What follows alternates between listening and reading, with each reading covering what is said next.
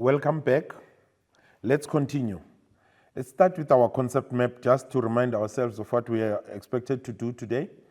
Algebraic equations, we said we're going to start with substituting in equations, which we have done, and now we are going to look at additive inverse. We are given an expression x plus 5 equals to 9. Let's use a model to explain this expression. On the left, I have a glass and 5 rings, and on the right, I have 9 rings. The same way that expression says x plus 5 equals to 9. So a number added to 5 should give us 9. What number is that? So x then represents, or the glass represents x and the 5 rings. And then if we remove an equal number of rings on the from the left and from the right hand side, so I've got 5 rings here. If we remove 5 rings on the left and we remove 5 rings on the right, what remains is the glass on the left and 4 rings on the right. Therefore, the equation remains true that x is equals to 4. So the glass represents 4 rings. All right? Let's move on to the next one. The next one, we are given x and 3 squares, which equals to 7. That is how we would write that or represent that in mathematically. Let's continue.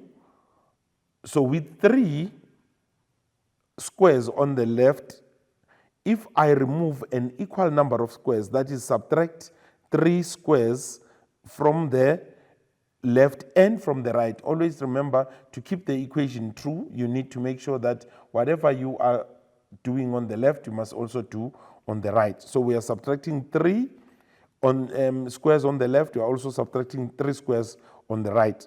And then mathematically we would write that x plus 3 minus 3 and then equals to 7 minus 3. That minus 3 and that minus 3 in red represents what we have put in to keep the equation true. Let's move. So when we subtract 3 there, 3 minus 3 would give us 0. So it would be x plus 0. And then on the right, it would be 7 minus 3, which gives us 4. So our outcome would be, when those squares are removed, we'll then remain with x, and on the right, we have 4 squares. So our value of x would be 4, and that is how we would write that mathematically x equals to 4. Let's look at another example. Additive inverse. The question says, find a number that must be added to 5 to get 9. So let's make that number x added to 5, which is plus 5, giving us 9. So we have x plus 5. A number has to be, a number added to 5 will give us 9.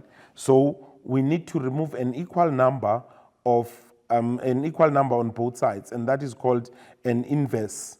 If the number is positive 5, then the inverse is negative 5. So it will be x plus 5 minus 5, the opposite sign, same value. And then what we do on the left, we also need to do the same on the right, which is, if we're subtracting 5 on the left, we need to subtract 5 on the right as well. And then 5 subtract 5 would then give us 0. So x plus 0 would give us x. And 9 subtract 5 would give us 4. So x is represented by 4 in that equation. So the number that must be added to 5 to give us 9 is 4. Let's move on to the next one. Take a number and add negative 20, and the answer is 45. What is that number? Again, let's make x to represent that number, and then we add negative 20. I'm using brackets for negative 20 because we still have to add it to the equation. Equals to 45. I've got two signs there, negative and positive. Negative multiplied by positive would give us a negative. So it's x minus 20, which gives us 45. So that is now our expression without brackets. And then let's find out, we need an additive inverse of negative 20. So it will be x minus 20. The opposite sign of negative is positive, and the number should be the same. And what we have done on the left, we also need to do on the right. What we have done is add 20. So on the right, we must also add 20. Same value, same sign. And then negative 20 and positive 20 will give us 0. So we have x, and on the right, we'll have 45 plus 20, which is 65. So x is representing 65. Let's stop there for now. Let's go for an ad break. See you shortly.